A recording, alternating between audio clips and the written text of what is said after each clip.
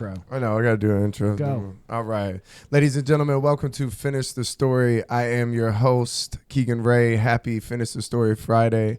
I'm joined here by my co-host, producer, Trent Ludzak. Hello. We got a good one today, man. Yeah, man. We got a good episode. I like when we book a guest like a week out because it gives me like a week to get excited about the guest. It's nice. Get jazzed. Get excited about the episode. But this is a guy I knew from Savannah. He's an Atlanta comedian. Y'all can see him at the Laughing Skull Festival. It's going to be in October. Mr. Nate Allen. Hello, what's up? What's up, man? What's up? How you been, dude? I haven't seen you in a minute. It has, man. I was so happy when you asked me to do the podcast. I was happy you wanted to come on and do it. Catching up to do. Yeah, man. So what's been going on? Let's get into it. What you been doing? Right now, the stand-up is a very big thing. Like a lot of work that I've been putting in. You already know me from Savannah. All the work that I've been like putting in is the last 3 years that I've lived here in Atlanta. Like all of it has paid off like tremendously. It's like so much shit is happening. Like I've done multiple spots at Zany's this past year. Nashville. Yeah. How's that club? That club is amazing. It's amazing. The new material Monday. I just being in the green room and meeting some of the people that just come through. Last time I was there, I met Angela Johnson. You know, the long nails lady. I told her how the long nails bit was one of the first bits in comedy that I ever liked as a kid. AJ Wilkerson, someone that I became friends with because I used to go to Chattanooga to host this show at the Catch, and at the time I didn't know who he was. Had a good set there and ended up doing a show with him, so I'll see him a few times when I go there. And I met Dusty Slay. Dusty Slay. I was about to say Dusty Rhodes. Yeah, I thought that too. Immediately my brain went there. But also would be a very cool conversation to have in the green room at Zany's. But yeah, man, of course I had the residency this past year, and just really just getting better, just growing up as a man too. Yeah. Like, what was your takeaway from the residency at the Skull? It was my first time experiencing doing comedy like on the same schedule as my job, like every single day, like it actually becoming a part of my day every single day. And I'm really good at stand-up. Yeah. That's how many shows do you do like in that month? Like how many shows do you do?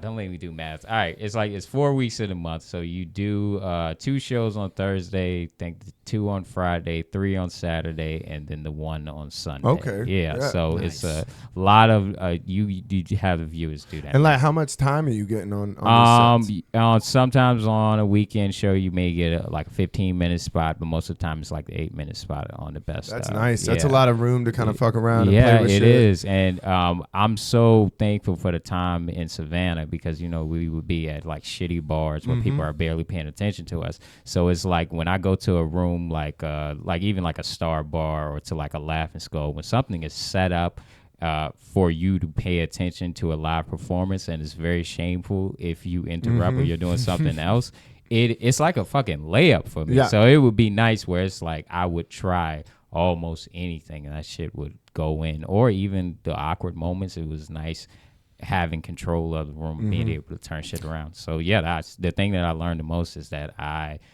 really got some I got room to grow. Still even right now sitting with you, I still think I could get better. But it definitely like it was like equivalent to an athlete going to a camp or something. Right. Yeah, and just getting going to like summer camp, working out. It's really just working out. I know people say that all the time, but it really is working out. And you have to do it. You just have to get the reps in.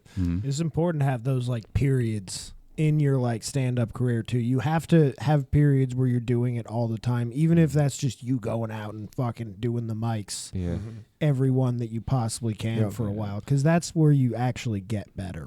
Building doing it constantly. Building those. Well, it's like when I went out on tour with Jen Snyder, we were doing all these cities. We were doing like each weekend. But when we came home to do a show in Atlanta, we did Dedrick's at Astoria. That was probably one of the best sets I've had, because I was doing that 20 minutes every night with Jen, and just every single night. And like you said, you're coming out there. These crowds are there to see comedy. They pay money. That's not like where you're just people are playing fucking pool over you, or you got like the game behind you. Like that's the worst. I think that's the worst when you do a bar show and the game is playing behind you. Yeah, that is fucking defeating. Then you have to just go back and unplug that shit. But it's just like even from that, if you can get, because I remember all those shows. I remember very, very bad nights, but I remember a lot of fucking good nights too. So if you could learn to do it in that way, it's going to the skull and just like if you. I love the nights when like I'm doing a bunch of stuff that's kind of new, but I know for a fact it works, and I'm just doing it all in order, and I can just punch in as much as I want, and I like to flow in and out of it and riff as much as you can, and you look beautiful on that stage. If sometimes when I go to the bar and I look at the stage, you look beautiful. Like, not you specifically, but like just anybody. I was about to say, I mean, that's just any stage. No, you gave me all these drugs, and I'm like, you look beautiful. That's what we do here. We didn't give you anything. Oh, I'm allegedly, sorry. You can't say that. Okay. There are no drugs in this room. Damn. What are you guys talking about? What comedians? Certainly not right out of frame. Exactly. Hey, it's jokes. Jokes, guys. No, I had some dudes the other night that were saw me at a bar, and they're like, "Hey, we see you at McCracken's open mic. Like, you're funny." I was like, "Thank you, I appreciate that." And then I just threw him a bag of edibles, and I was gonna say, have one, and then Buddy just started eating them, and I was like, "Oh, like you're gonna have a fucking fun night." Wait, before he knew that it was drugs? Oh, I told him it was edibles, okay. but before I could tell him don't eat more than 2 of them, he already ate 2, and he seemed pretty fucking drunk. I was like, God damn, that's dude. his fault. Yeah, No, that's what I said. I said that's that's bold as shit to just start eating edibles. No questions, not how many milligrams, not how strong. That guy's about to enter the spin world.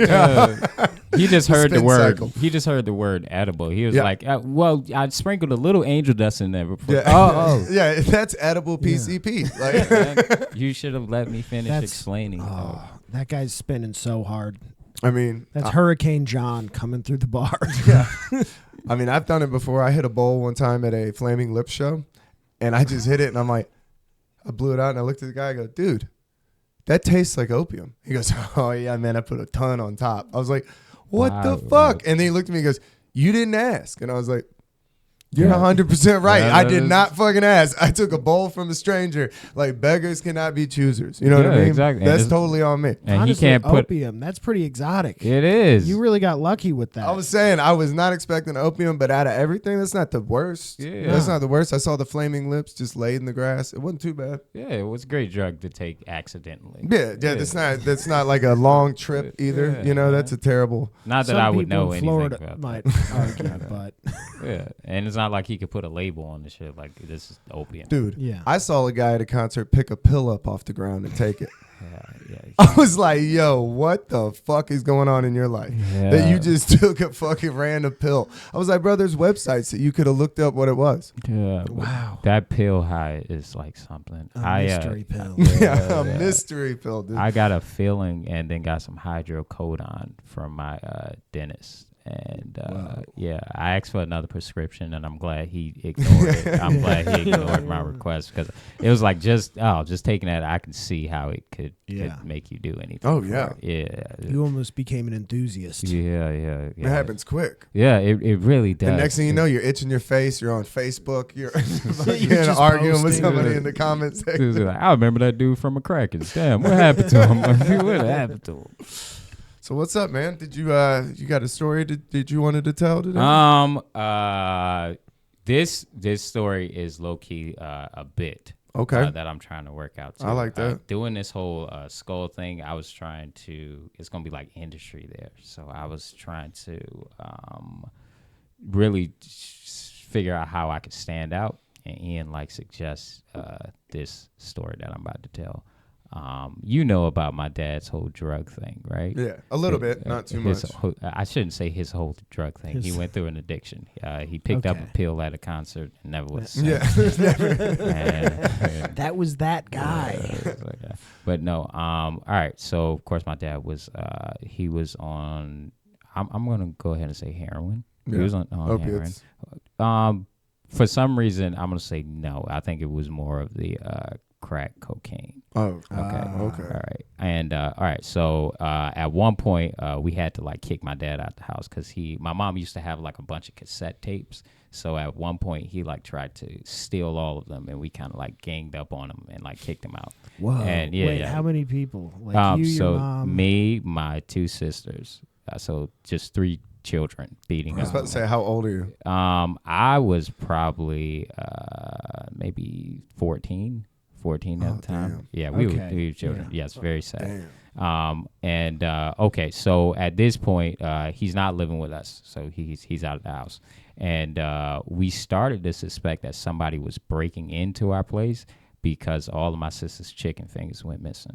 So that was the chicken fingers went missing. You and can't I steal chicken yeah. fingers if you're trying to go down low, you know? Yeah. Everybody notices the missing chicken fingers. It's the chicken fingers. And so my sister ended up putting this note on the refrigerator. I don't remember exactly everything she wrote, so I'm paraphrasing. And it says something like, to whomever is coming in here, you're gonna get dealt with, or some like threatening, threatening. I just shit. realized you had office problems at home. We did. It's like a very To whoever's stealing my like lunch. a very Goldilocks situation here. Like somebody's coming in here eating all the fucking porridge, bro. All this trauma could have been fixed with labels. For Jeff. Exactly. So thank you guys for all these tags. But that's the show. So we started to suspect somebody's breaking in our house. And so I'm getting ready for school one day, and my sister, she comes in my room, she grabs me, and she grabs my other sister, and she huddles us up, and she like talks low enough to the point that only 3 of us can hear her. And she's like, hey, y'all not gonna believe this, but Dad is waiting for us on the balcony right now. Now, we lived in this apartment complex, and we lived on the 6th floor. So what we realized in that moment is every day my dad would show up to our apartment complex, climb up the side of this building, hop onto our balcony, waited until he knew no one was home, and I got to sneak in and eat all the chicken fingers. Your dad is questing for chicken fingers. Exactly. It's like Assassin's Creed. This turns out to be a Zaxby's commercial.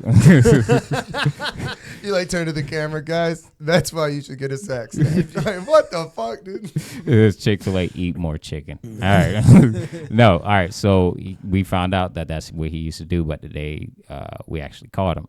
So me and my sisters, we got together and we went to the window that was leading to the balcony, and we opened it, and it was during winter, so my dad was like huddled on the ground. And then, yeah. So when he popped up and he saw us, he had like the all shit face. He just got caught. And immediately my sister, she starts cursing him out. She's like, what the fuck, Will? You our father. You're not supposed to be here stealing all our shit. You're supposed to be protecting us. And at one point, he like tries to walk like through the window and to the door so he can leave. Right. But my sister, she stands in front of him and she's like, nah, leave here the same way you got here. Climb down. Hell yeah. And this is like my big sister, she's like the protector over us. So it's like it's a traumatic thing to like witness your sister like beating up your father, but also at the same time it's like cool. My sister beat up my father for That's me. pretty sweet. It's like she's protected. Like I don't even have to worry about that shit. She's the biggest, like she's the toughest dude I've ever met in my life. So she tells him to climb down, and he's hanging off the balcony, and she's like spitting on him and slapping him. Damn. Nice. And me and my other sister, she's like, I'm heating up oil inside if you don't hurry. No, but me and my other sister is looking at her like we think this is enough. Yeah. And at one point, like he loses his grip. And this man falls down like 6 stories. Whoa. And he falls down to the concrete. Whoa. And we like scared because we're children and we think we just fucking killed somebody. Yeah. So we all go downstairs and we open up the door and look at the ground, and this man was actually standing up, running down the street. What? Exactly. So and it's like 5 o'clock in the morning, and it wasn't funny in the moment, but now it's kind of funny to think about it. This is a grown man running down the street yelling for help, running away from 3 children. And we still had our uniforms on. And so we have to chase after him because we have to catch him now. Yeah, school children. We have to catch him now. and so we finally catch him. I'm sorry, just somebody that's maybe on crack running down the street from 3 school kids in uniforms. And he's limping like a motherfucker. He is, because he just fell down 6 stories. He just had like a real Lion King moment. Exactly. Like and holding on. Exactly. And what I say this in the is bit. a Savannah Nancy Drew moment. And you know, the one of the bits that, because this is a bit that I'm trying to work out too. Yeah. One of the tags I'm trying to do is like the recovery time was amazing. I didn't know crack could do that to you. It's like it turned this nigga into Wolverine. Yeah. Well, he had some of those chicken fingers in his pocket. Exactly. He just popped a few healed right up. Oh man. All right, so now we know who the culprit of the crack epidemic is. It's the chicken fingers. But so we catch him. The police show up and they take him, and he's like cursing us out in the back of the what is it called? Police car. Yeah, where you can't get him anymore. Yeah, the cruiser. The cruiser. There we go, the cruiser. And then that's the end of that. And I remember, and then of course we missed the bus. And so my neighbor's mom ended up giving us a ride to school, and she's so fucking hilarious because she's like, man, I was getting the kids ready and all I could hear is help, and I was like, what the fuck was that? And it was a wild day because before that he was like living in our hallway. It's like we had to, So he would like live in like the hallway outside of our apartment, and then we ended up kicking him out of that part. Nice. So it was like he was completely gone. Like I remember coming home from school that day, and I was making a sandwich, and my friends was over. It just felt like a very happy day, but it was like weird. And what's wild is I did something at church. Any of you guys go to the church bar? I did something at church that I had never done before. Like I was in the middle of like telling this story, and I just like fucking stopped and walked off stage because it's now that I'm doing a lot more material where I'm actually talking about my family more. Is like experiencing all of that in real time. Some of that shit is very exhausting, especially nowadays because I'm like understanding my feelings more, and I just couldn't do it. And I didn't feel ashamed about myself. Like usually when I do something like that on stage, I'll just go home and just want to hide my face, but I just like chilled after. Like I wasn't ashamed at all. I just didn't feel like. Oh, that's genuine. Yeah, I didn't feel like I'm in this setting right now, and I felt like sharing that. Like I felt like sharing it. And sometimes, you know, it just hit me that sometimes I can't do that. Sometimes shit is just too heavy. You can't do it everywhere every time. Yeah, it's exhausting. Well, that's what Roxy was talking about, that because she came on and she was talking about her ex-husband that killed herself, and she was talking about that, of getting on stage and processing those feelings and talking about it. I mean, I was wondering when she came on to do the episode, I was like, I wonder if she's going to talk about it. And then within the first 10 minutes, she started talking about it, and you could see that she was like processing all that and kind of breaking it down. Yeah, this is a more easier setting to talk about things like that because it's not an expectation of like being funny. Yeah, it's not. I think when it's on stage, my whole thing is I think you could say anything, but it must lead to a joke. And like sometimes, and I say so many goddamn words. It's a lot of words. Yeah, a lot of words. Me specifically, like I say a lot of fucking words. Yeah. Do you watch your sets back? Only time I really do it if I know I had like a good bit of the video that I want to like post on Instagram, and even that's like a little exhausting a little bit. But to answer your question, you don't like really. Watch to tweak or anything? No. Damn. I do a lot of my tweaking from the feeling I get on stage. So even if a joke kind of works, and I know I'm still working it out, I just do it all in my head. I think everybody like got a different process, and I know, and I used to think it sounded like arrogant saying that I don't watch myself, but it's like I can gauge how good I am like every time I get on stage. Like I don't need to watch a setback or remember any. I remember every moment on stage, so there's no need for me to watch my stuff back. I don't know if it helps or hurts, because I have to watch the podcast to find clips and stuff. Dude, sometimes I'm just watching it like, what the who's listening to me? This is fucking the worst. I'm like listening to myself like I hate me. Yeah. Well, it's because My you own know worst what, critic. you know what you're gonna say. Yeah, That that's what it sucks. is. That's what it is. Who's that? The lead actor from what's that movie? It's about a family, white poor family. A white poor family. A white poor family. Are you about to Google that? Yeah, Okay, we'll find it's a it. TV show. I can't. It was pretty popular. Roseanne. The dad is a drunk. And it's like 3 little boys, and they got a neighbor. Like the daughter is taking care of the whole entire family. Shameless. Shameless. There we go. Shameless. The Oh, lead yeah. actor you is actually about to. What's that Google guy's that. name? All right, and whoever that lead actor is, I heard he said something. This guy? Yes, that guy. Yeah, William H. Macy. Macy. He said something to the effects of, "You'll never be able to like see yourself the way audiences do, because Yeah. like you know exactly where you were in your mind when you said those things. So it's never really gonna come off that genuine. And a lot of times when I'm like hearing my set, I'm like, oh, that little thing you did with your voice, you remember when Dave Chappelle did that, and you kind of did that from him. But it's like the audience, they don't know that much. But it's like I absolutely love my stand-up nowadays. Like I just recently became like one of my favorite comics because it's like Hell yeah. it's like Nice. and it comes from something that actually Dave Chappelle said. It's like there was this jazz player, and he really looked up to. I want to say there was like I can't remember any names. Let's just say it was John Coltrane. There was like somebody who really looked up to John Coltrane, and he wanted to play like him and everything. And it wasn't to the day that he played like himself.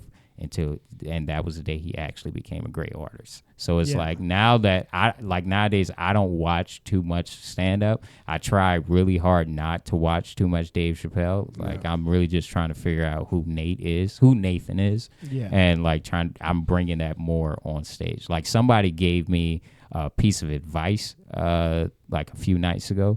And I was asking them, like, how do you, like, project your voice? And they were talking to me about, like, my personality on stage, how I need to have more, like, energy, and I need to be, like, a more exaggerated version of myself. But, like, a great thing that they said is the same Nate that I'm talking to right now is the same Nate that I'm seeing on stage. And that's been my entire goal the past 10, 11 years that I've been doing comedy. Is to like bring the same thing that I'm doing talking to y'all right now. I want this to be the same thing that people see on stage. Yeah.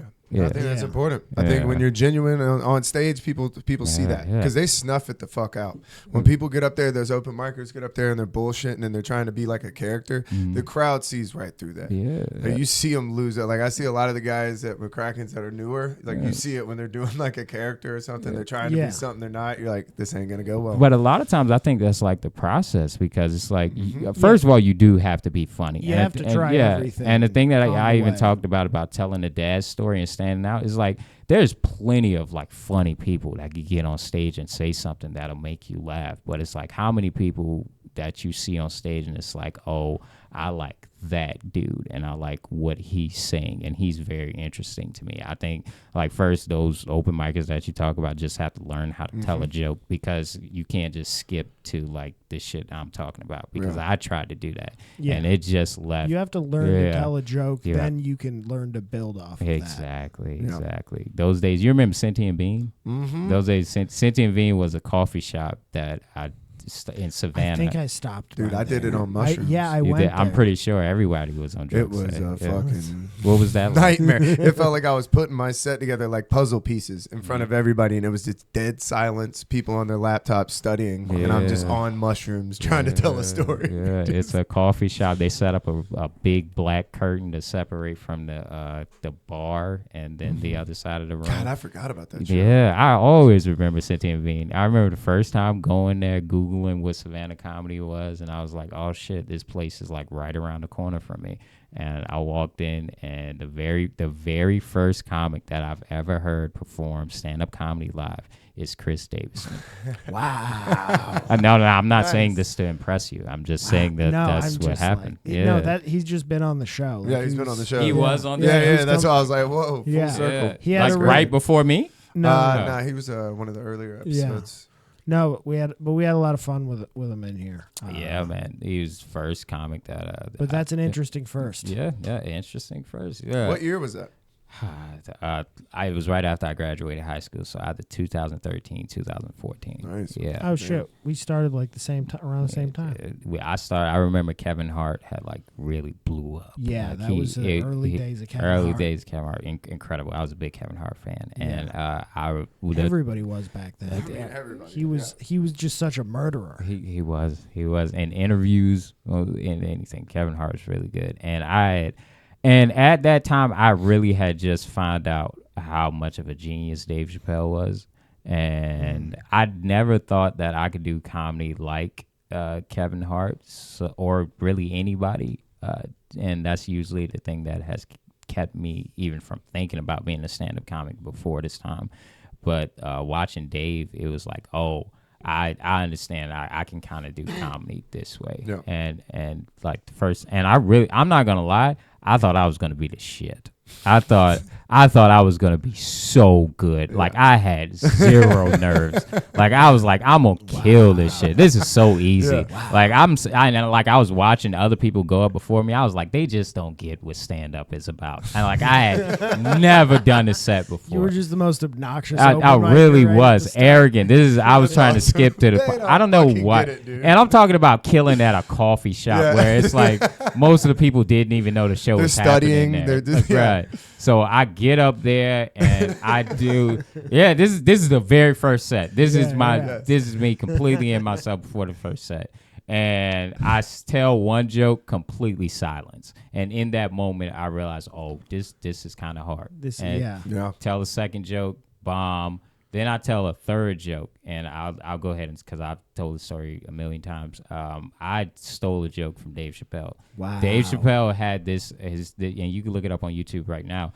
Dave Chappelle has this like compilation of Chappelle show stand up, and it's just him just riffing in between sets, and it's just some of the funny shit in the world. So I do one joke from that, and of course it kills. Yeah. So I come back the next month, all my shit is Dave Chappelle, and then I murdered. I murdered. Not how I did it. I murdered like the way like the way. The way a Barry second Bonds is Barry Bonds Barry the Bonds. baseball player. Yeah. There's an asterisk. There's an asterisk next to your kill. I murdered. I was the Lance Armstrong. You were juicing. juicing. Yeah. I fucking murdered. And the thing is, I wasn't thinking about having a career in stand-up at all. I was just like, oh, this just seems like a fun thing. Yeah. And then I just did it. Nothing beats that feeling of killing. So I'm not thinking of, oh my God, if somebody finds out my career is over, it was just like, oh, I just did that thing. And then they used to have another show after the Sentient Being called The Vibe. I never did that one. Never. Jake Dahl. Okay. Yeah, I remember Jake. Yeah, okay. So he used to host a show at this place called The Vibe, and he like stopped me at the front door, and he was like, "You cannot use any Dave Chappelle jokes." And then my sister gave me a ride there, and I was really thinking about just hopping back in the car and just driving off and never seeing none of these weird ass white people again. But then I don't know. Probably the responsible decision. It if you look back. probably was, and then for some reason, Keegan was one of those goofy ass white people. Yeah. Oh, yeah. That I was talking about.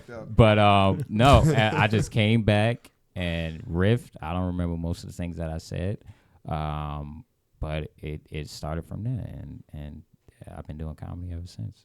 That's awesome. Yeah, man. I liked the scene in Savannah for what it was for the time. Like for what it is. It's really just a ground for like comics to grow. Cause because even with like me moving here, like so many people like from the scene that we knew just started moving different places and doing different things. And then there's like a whole new group of comics there right now. Like there's a guy named Terrence Miller and Eric Bailey and Brendan Townend. Well, he's not a newer comic, but he's the Chris Davidson's is still there. So it's a place for like comics to grow. Yeah. So I'm very thankful for the time that I spent there. Me too. Yeah. Because then I came here to Atlanta, and then it was like spending like 4 years in college. So it was good. Yeah. So this is something we've been asking every comedian. What's the worst show you've ever done? What's your worst set? Like not you, just like the show itself, like the worst show. What's your? Oh no, I take responsibility for my bombs. It wasn't very many good jokes. If you have to make the case for one time when it wasn't your fault, the least your fault that you can, it's just just like a hell gig where it's just like you were set up to fail. That's what we're looking for. I hope you're not offended by me saying this. No. But you remember at Totally Awesome Bar when you used to Yep. I'm sorry. I'm answering the question Oh, honestly. He's like, got your worst Keegan. show, your show. Yeah. It's your show. But No, no, that I like. I'm down with this dynamic. Yeah, I like this. Keegan used to do a show, you and Khaled, correct? Yes. Khaled, I'll shoot. Shout out to Khaled. Incredible. Yeah, he's gonna Khaled come is on. getting He's better. gonna come on. Khaled is Oh, getting so I didn't much know better he at was. stand-up. He's from Savannah. No. They just did a show. So we did a show called go ahead, Over. All right, we did a explain show this called shit. Over the Limit. So the whole idea behind the show was you would come out on the stage and we would breathalyze each comedian, and you had to be over the legal limit, .08, to tell jokes. If you weren't over the legal limit, we would boo you to the bar. You would take a shot and then come up and do your Wow, set. that's fun. So it was a fun show. A shit show. We did it one time in Charleston, and I won't say the comic's name, but we breathalyzed the comic who hadn't drank. I walked up, I was like, dude, you have to be over the legal limit. That's part of the show. You don't have a beer. You want me to buy you a drink? He goes, no, I'm good. Gets on stage, hasn't drank for an hour, blows a .28. Holy shit. And I remember looking at the comic being like, we're going to have to get fucking waivers. Like, we are now liable. Like, and then he fucking murdered. He went out there and had an incredible set. I couldn't believe it. When he blew .28, I was like, oh my God. Did he drive dude. there? No. He said he was on the water all day. He's like, I've been out on the water all day. I was like, holy shit. Who prepares for something like this? So that's Keegan. incredible. I know. And then Aaron did it, and he was like, he took it like he was supposed to get the high score. I was like, Aaron, you don't have to get the high score on the breathalyzer. Just be drunk, guys. Like, he was taking it as a challenge. He's like, what did they blow? Point what? All right. Nah, He's yeah. double fisting beer. That would have been That's a good so game. Aaron. Do That like is a so Aaron. Right? He was So like, Aaron. nah, dude. No, Give fuck like- yeah, I could just imagine him with a Yeah. PBR. Yeah. you should give him like a whiskey that he brought. Yeah. His own whiskey out of a bag. Okay, so let me tell you All about right, my all right, yeah. experience. Yeah. So- Okay. Yeah. let me No, tell you this about is my gonna. I'm experience. Back excited. to Totally Awesome Bar. And It's the also- worst show ever. was very excited to find out that you and Khaled even knew each other. I was like, what fun conversations they must have together, especially drunk. So we go to the show, and it's at this place called Totally Awesome Bar. Totally Awesome Bar. I did comedy when I was in Savannah recently. So Exactly. yeah, it's a basement. Okay, it is a basement. They love pool tables, and they love playing pool no matter what is going on. And it was new. I feel like it was some kind of holiday when you guys did Yeah, the show. yeah. I'm gonna say maybe it was New Year's. It was but something. It was just a lot of people in there, and a lot of times when you're doing the show like in that corner where it happens, if it's too many people, the show can kind of get lost because it's not on a stage; it's on the same ground. So it's like it could be so many people there. If you don't go to the other side of the bar, you might not even fucking know a show is happening. I'm like having flashbacks Yeah. from this show as you start telling it. Exactly, Like, exactly. It's Liam Nelson's the only comic who has a chance. Yeah. It's like doing stand-up comedy. I don't fucking know.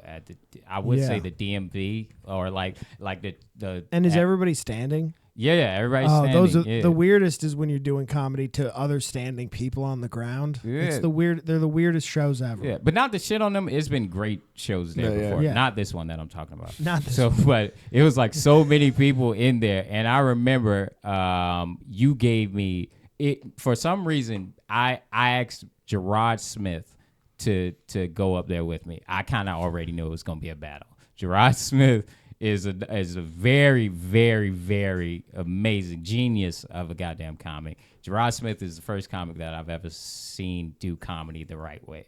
That's how amazing he is. Incredible at writing It sketches. wasn't Chris Davidson. Not to shit on Chris Davidson. No, All I'm just respect. talking shit. All respect. It's fine. I call Chris Davidson the big fundamental when it comes to stand-up comedy. Big fundamental. He's like the Chris Jericho. He knows all of the technical things. He can write a book on stand-up. But you know. So yeah, I asked Gerard to come up there with me, And I remember you gave us like one of the coolest fucking introductions. You was like, "Hey man, these two legends in the Savannah comedy scene," and it made so he me buried you. No. No? Here's the thing: you don't have to do much to feed my ego. So him saying that, I was like, you know what, this is gonna be a good show. And then we got up there, and we was just like, it was a lot of noise, lot of noise. Go ahead, Keith. The problem with it was that the comedians were supposed to be over the limit, but everybody in the fucking audience got over the limit. So it's just ended up just a room full of drunk people screaming at each other, and one person happens to be on a microphone. One person has a mic that's not loud enough. Yeah, it was crazy. Who threw up at that? I don't know, but I'm going to go ahead, throw a Hail Mary and say it was Gabe. Yep, he threw up. So not only did he throw up, the trash can was behind where the comics were performing. So somebody is talking like on stage, and he just gets up and just throws up in like one of those. Behind him, just projectile vomiting. That's pretty cool. I think he said he threw up in the like the pinball machine. I think he threw up a lot of places. This is right. Oh man, wait. Did you mean the skee ball machine? The skee ball machine, yeah. Bro, I only do that when I'm drunk, so it's just a yeah. Do you think he got points for it? Probably. Did it get in the hole? Probably. You know they ain't turned the machine off while the show is going on, so he probably did. Like to this day, you're playing skee ball and you're like, it smells like fucking puke over here. Yeah, man. So you get the ball back and it's covered in it. Exactly. It's like, oh, Gabe must have done the show. But no, I remember the set with me and Gerard. It was just, we just like powered through. And I think there was like one point where we kind of just stopped and looked at each other and it was like, we don't have to do this anymore. But you know what's funny? Anytime I go to Savannah comedy page, that's the picture is like right there. That's from the show. That was at one of the good moments, like maybe 5 seconds after this. We was like, I was like, it wasn't all bad. It was. No. And just the part on stage was bad. Yeah, it was just the stand up, but everything else outside of that was so good. But no, but just to explain to you, like times like that, being able to get back on stage, keeping confidence and knowing that you're funny, it's like if you can do rooms like that, it's nothing going into like the fucking skull. Like if I can say anything, and we about to have a great set. Man, the ego thing is like, if somebody starts talking me up before I go on stage, like they're like, this guy does this and that, and I love this. He's the funniest guy that I know. This is my least favorite thing to hear because I don't like to be potentially oversold. Yeah. I don't like when they say my podcast before I come out because I'm like, I might bomb, dude. I go in real clean. I like to go in clean slate. Yeah, but I've always been a fan of the guy that was like, we know we coming to see him, and then they say all these incredible things, and he comes out there and he like just kills. Yeah. And I'm trying to. I think to get there, you just got to be comfortable with disappointing people. Like one of my favorite things to do is anybody who inspires me. I love to see their failures. Like anytime I have a bad set, I just go home and I watch Steph Curry's worst game. And I'll just watch him shoot the same, even when he's missing. Nothing is going in. Seriously, it's inspiring. Like anytime you go to his worst game and he's shooting all these same shots that usually go in, he's missing all of that shit, but he's still shooting it the same exact way. And one of the things that I do feel bad about is when I was younger, when I could see a set is going bad, I start acting like a whole completely different person. Whereas like nowadays, I'm like, no, I'm still about to shoot this shot the same way. Yeah. That's a big thing that it takes a lot of people to get a long time. It took me a long time to get over that. Yeah. But I've become very comfortable in the bomb, as a lot of people know. Yeah. And not try to make it worse. Not try to do that shit where it's like, oh, y'all don't like this, where I'm going to just say weirder things. No, I'm going to like keep trying. And even if you don't keep going in, I'm going to like try. Like I just did a set at the Alley Stage. Have you heard about that? I've heard about it. I haven't been there yet. It's a newer club that they just opened up in Athens. And wait, in Athens? Is it? No. It's in Macon. It's in Macon. It's in Marietta. It's here in Marietta. Yeah. It's okay. My bad. Yeah. It's in. You were at the show, weren't you? When you were there? No, never mind. No. Okay, so it's wait. Okay, I think I'm talking about the one. Macon is like an hour away from Atlanta, right? Yeah. Yeah, the Alley Stage is in Macon. Okay. there's an alley stage. Trent, I'll here, fight too. you over this I'll fight you trivial over- there's- goddamn thing that we're talking about. There's an alley right now. stage in Marietta that just opened too. Oh, never mind. I am absolutely Yeah. wrong. It's in Marietta, Georgia. Okay, so Yeah. all right, this is great promotion for the alley stage. Yeah. Yeah. So Get at us. we just did. So I just opened up for Hank Denson at the alley stage. Oh, okay. You First went show, first show, awesome. Second show, everyone was an adult there. Just like everybody was, and not to blame the audience. Like a lot of times, I'm very good at meeting the audience where they're at, but like. This was a second show, and I kind of just wanted to let me just do the hits and then get out of here. They just were not feeling that shit at all. Yeah. And the thing Probably that school teachers. yes, Sometimes they're not. It's right, weird. yeah, like it just felt like my aunties and uncles that just don't play that shit was Yeah. watching me do stand up, and then the moments that they actually liked me and they were actually laughing was when I just kept acknowledging how bad I was doing, but not just doing that thing where a joke bombs and you're like, well, guess that didn't work. Like I was really trying to talk to them as Yeah. much as I could and flow in and out of the jokes. And there was some of them I got them, and then there was some jokes I did. It was just like silence, but I kept the conversation going. And I felt like a younger version of me wouldn't have been able to stand there with like confidence and Yeah. deliver the same way. So even with experiences like that, I can like really gauge how much better of a comic that I'm coming to. Yeah. Absolutely. And as like a man too. And as like a man, because as I like grow more off stage, which I'm paying much more attention to nowadays, I can like put that back on stage, because there's times when I used to live in Savannah, I used to do comedy every single night. Like you remember all the mics there. It was set up in a way where you can do comedy every single night. Oh, that's the best. And I took a lot advantage of that shit. Like 6 years of being there every single night, no matter how tired I was, no matter what I was going through, every single night. And like nowadays, I can just take like 2 weeks off of stand up, or maybe do like one show a week, and I don't feel like I'm doing something wrong, because it's like so much that you got to put into yourself off stage. And if you don't, you're just going to be the nigga at a show that's constantly talking about what it's like to be at a comedy show. Right. And, yeah. Or you say some dumb shit like comedy is my therapy, which is the most retarded. Oh God. God, I Right. hate that. It's not therapy. I fucking hate It's that. not. Imagine if your therapist riffed with you as much as you guys did. That shit would piss me It's off. way better than therapy. It's like not to shit And on it. honestly, the comedy part isn't really the therapy. It's the hanging out with a big group of people. that part. But it's like a lot of moments, even for me the past couple of years, there was things that I needed to work out, and like things that I needed to do, because shit, when I die, I don't just want the things that I've accomplished to be the Laughing Skull Festival. I would like to have like real friendships with people and like real interactions and like a life outside of this. So those nights where things aren't going well for me on stage, I don't feel like I'm nothing, because if you like pour yourself into your interests and into that thing you love, as you should, if you don't focus on any other part of yourself, you kind of really, you got to have a balance. You really do got to have. It's all about the balance. Yeah, and I've just been so focused on just being happy the past couple of years. Man. Yeah. And like what you just said, like after with Ben's passing, like they had like a little gathering at the Skull, and I still haven't cried yet, and I'm pretty sure at some point I break down.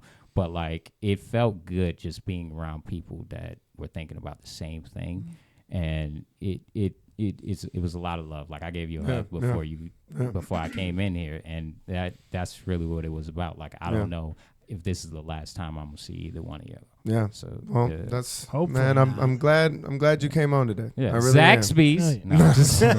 Oh, Yeah. So thank you for coming on. You can see Nate Allen at the Laughing Skull Festival. What are the dates there, Trent? Pull it up. yeah, we got it it's right gonna here. be Wait. Let me say. October 5th through the 8th. Yeah, you can say it. I Yeah. also was gonna say, tell your loved ones you Yeah. love them. Oh no! I was about to say the exact shows I'll be at for. The Oh, Laughing okay. Skull. Yeah, do it. Ah, We're here. we're doing business now. Enough Nice. of that sentimental shit. All right. So for the Laughing Skull Festival, Friday, October the 6th, I'll be at the Laughing Skull 10:30 show. Next show will be Thursday, October the 5th. I'm telling these out of order, but October the 5th, I will be at Owls 5, 8 o'clock. Friday, October the 6th, I'll be at Wild Haven, 7 p.m. Saturday, October the 7th, Limelight, 8 o'clock. And then another one on that same day, Urban Tree, 10:30 show. And then there will be a Sunday show, October the 8th, Laugh Skull, 7:30. Nice. Owl 5's dope. That's a dope little venue. I've never been there. It's cool. It's right in Little 5 Points. It's awesome. It's got a cool parking lot behind that you can kind of chill out in. Free parking? Yeah, I think so. I'm there. Yeah. I like it. I go before shows. It's just nice to not be like on the street parking. You got a place you can kind of call a home base. But yeah, man, thanks for coming on. Absolutely. Appreciate Thank you it. for having me, guys.